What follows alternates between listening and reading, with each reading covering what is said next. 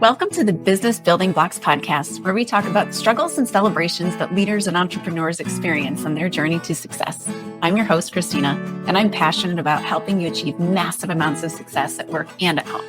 We'll talk about all things people and organizational wellness, share relatable stories, and feature insightful guests because quality people and processes are at the heart of every success story. Ready to learn, grow, and have fun? Let's dive in.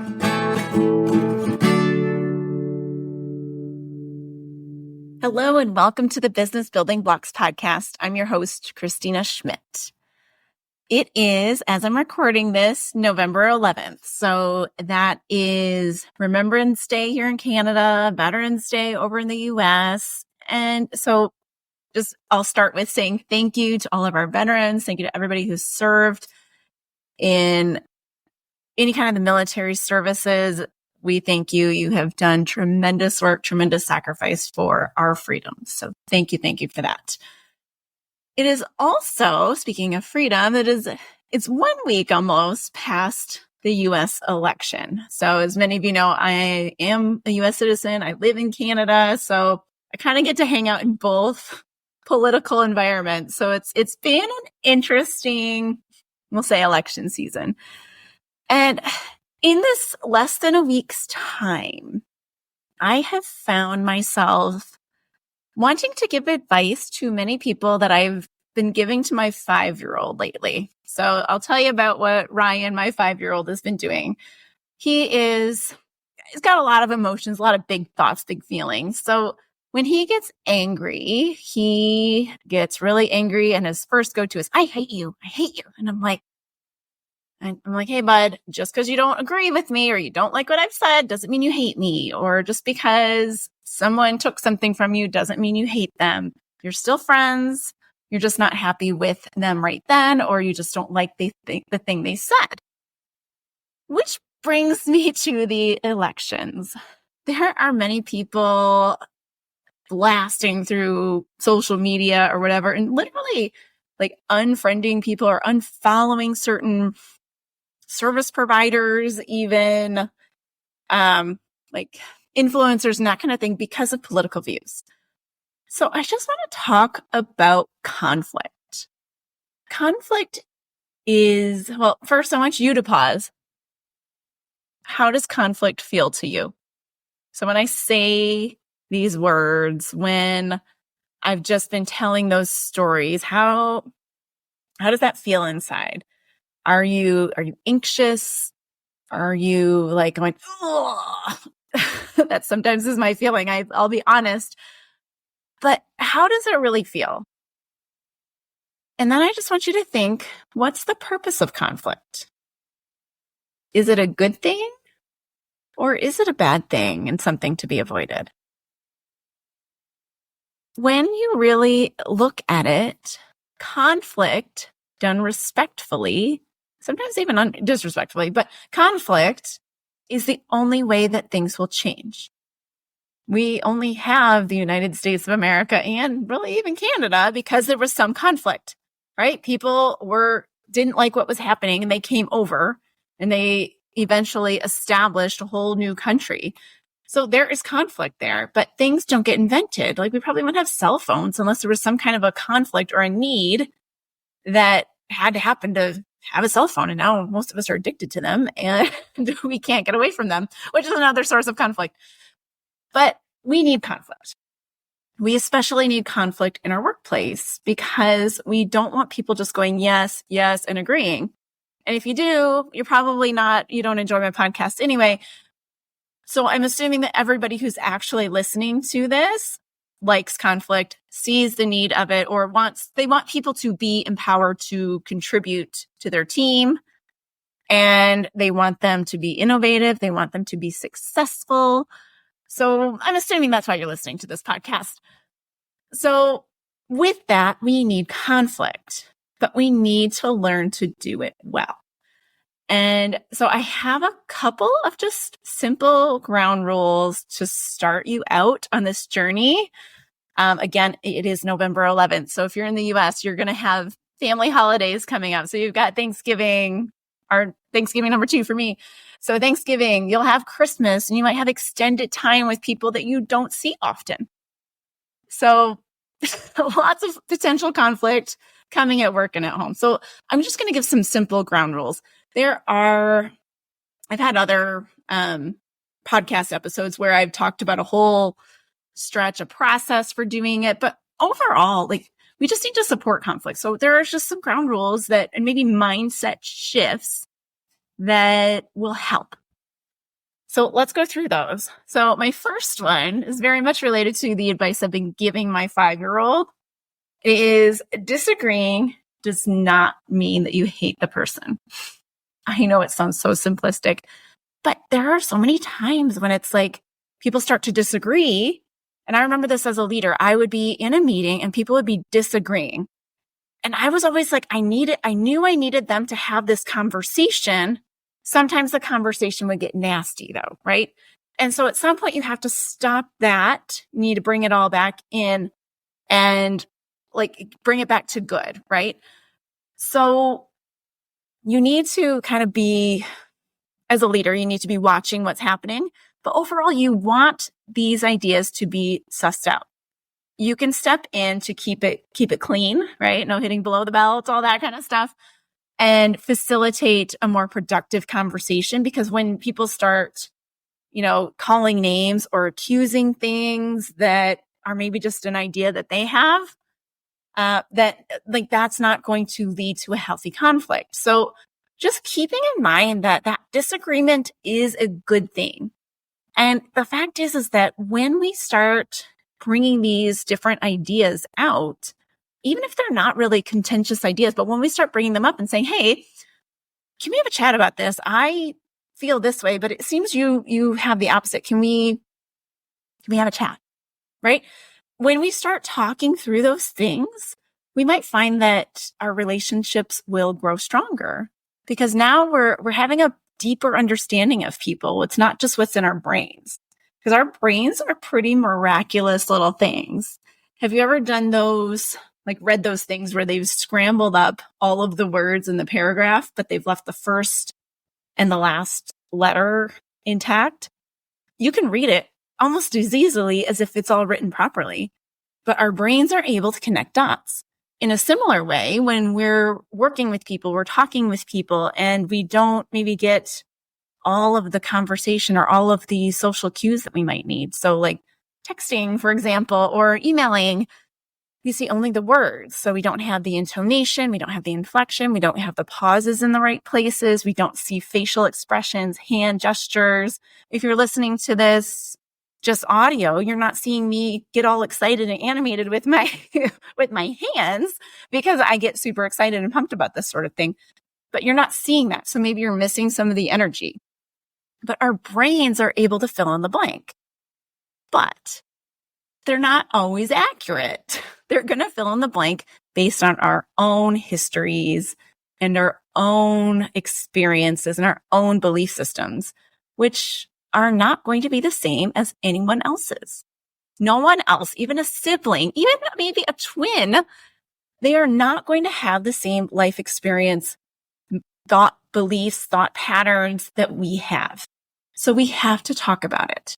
So this is, I'm just reinstituting that or restating that conflict is so critical, but remembering that as a ground rule, it's okay to disagree.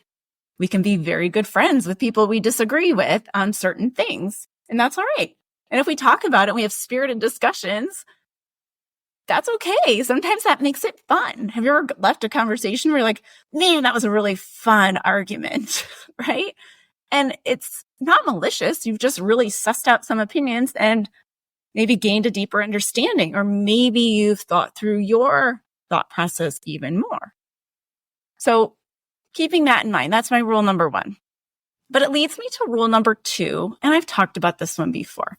So I got this concept actually from a book called Good Inside by Dr. Becky Kennedy. It's actually a parenting book.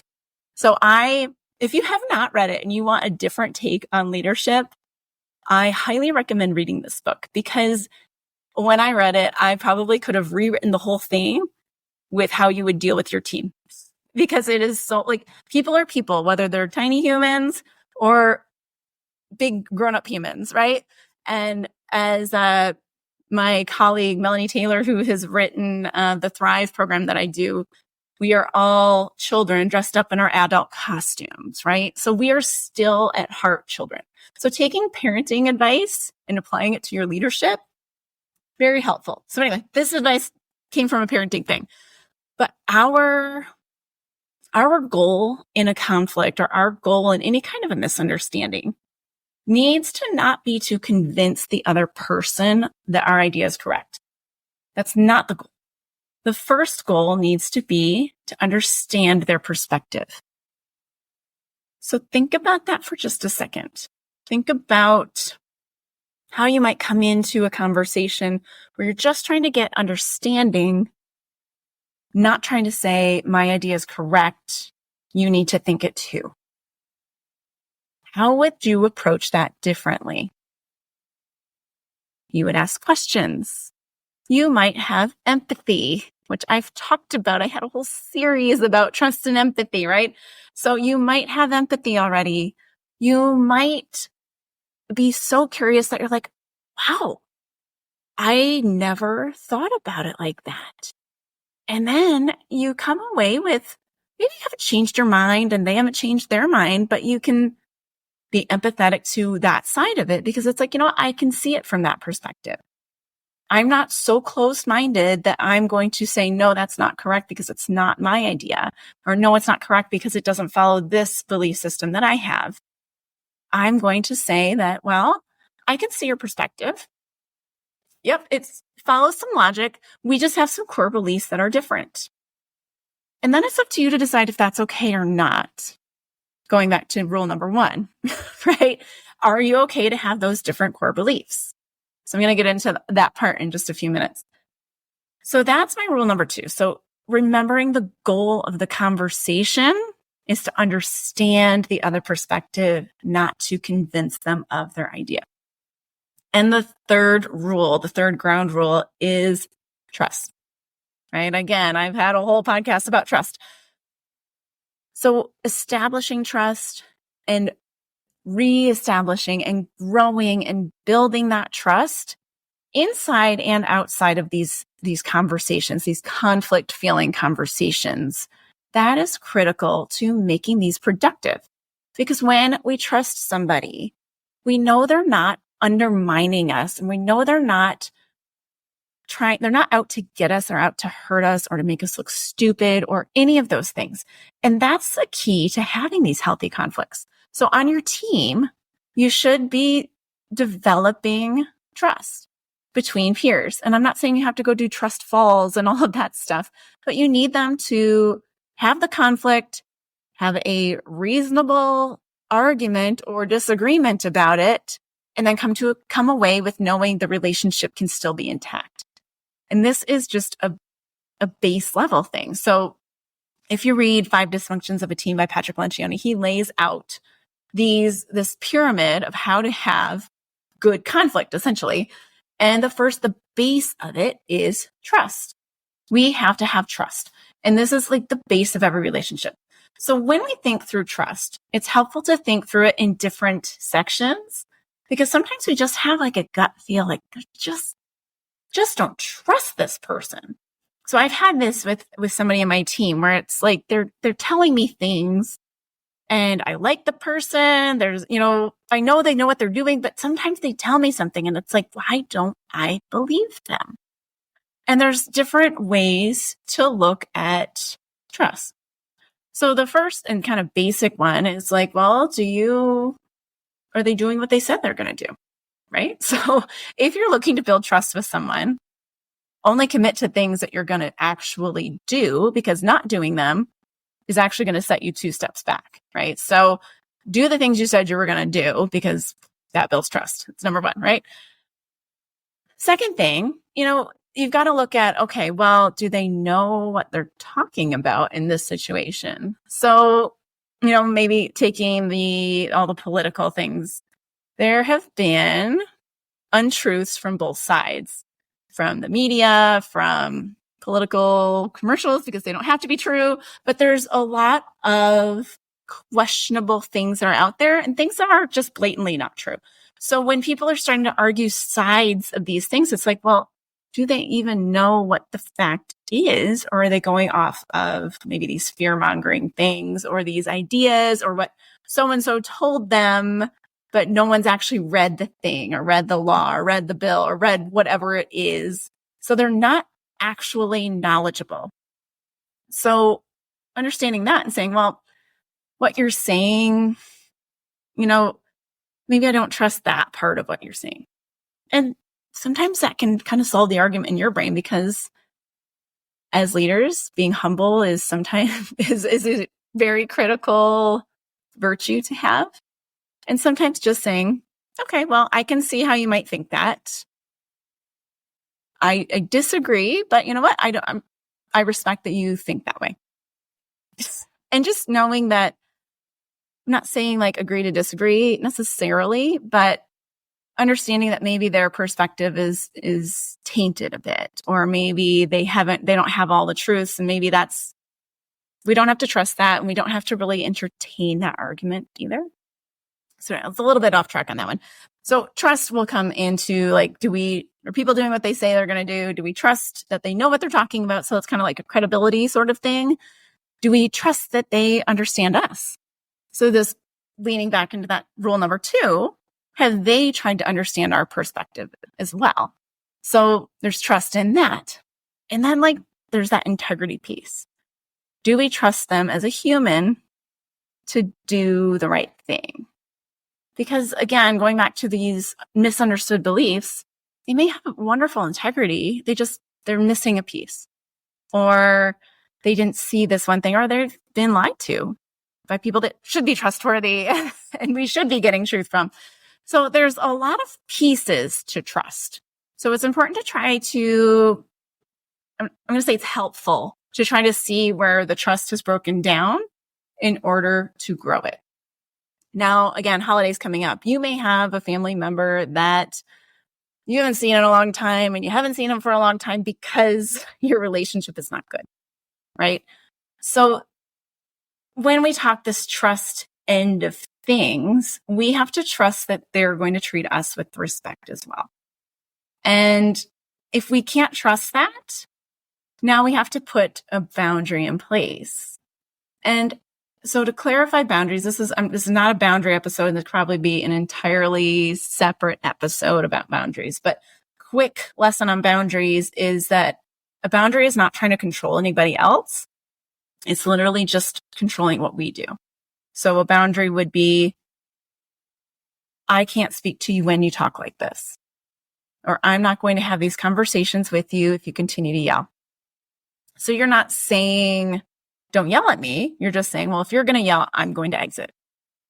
So when we're having these kind of trust building thing, or we're trying to build trust, I guess, outside of the relationship, being aware of our boundaries and giving them an opportunity to change and grow, that can build trust too, right? If like maybe you've laid that boundary out and they said, wow, I've never realized that I've yelled.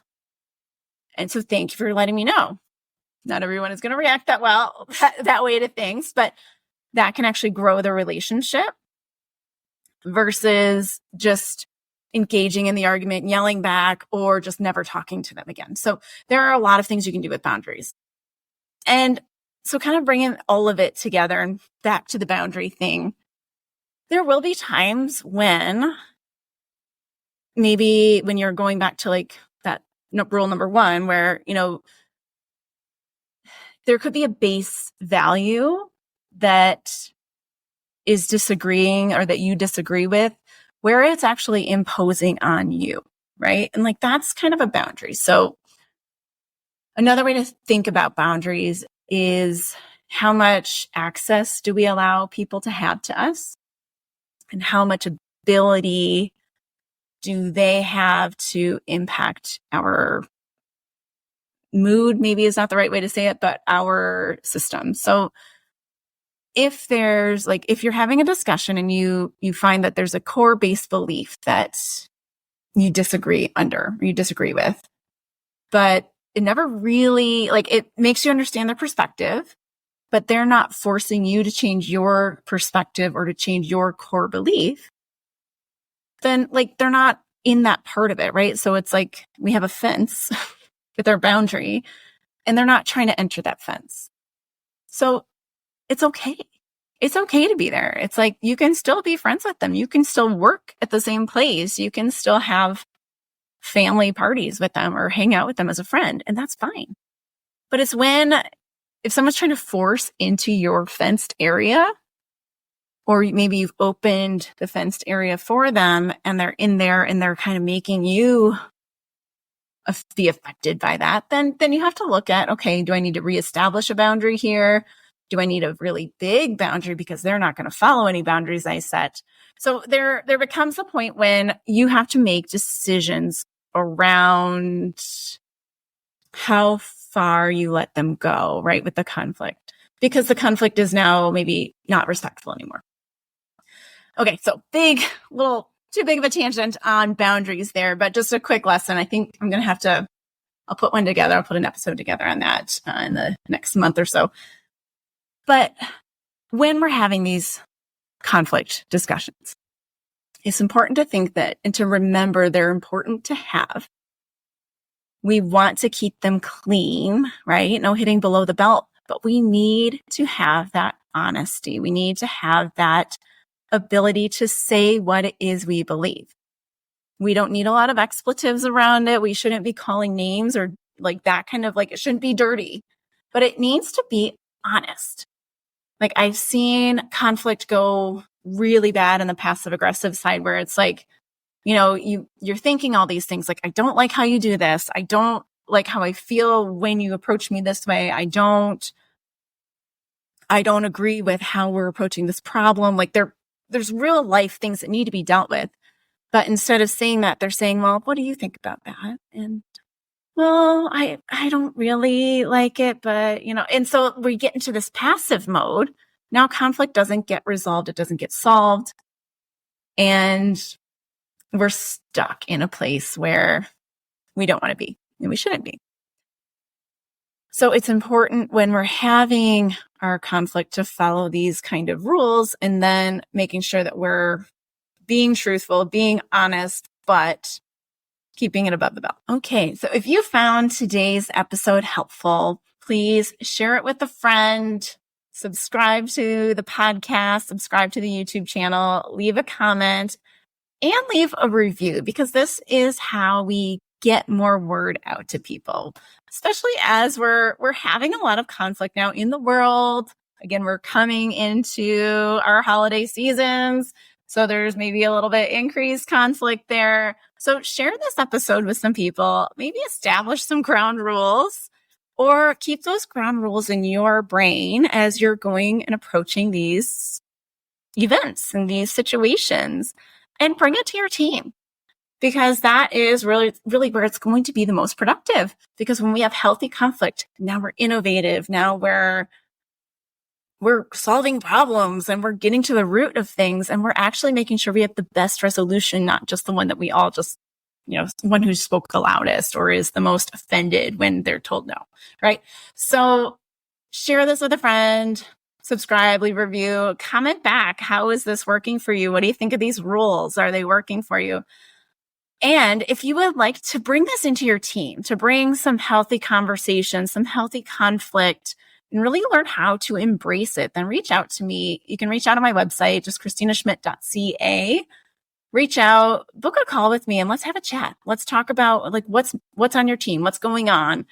How can I help? Because we've got oodles of training programs. We've got Thrive, which is a big 6-month program we can bring in-house. We've got difficult discussions. So it's a process. It talks about our mindset and the process for having these healthy discussions. So if you would like any of that, then reach out, book a call with me. I would love to chat to see how I can help.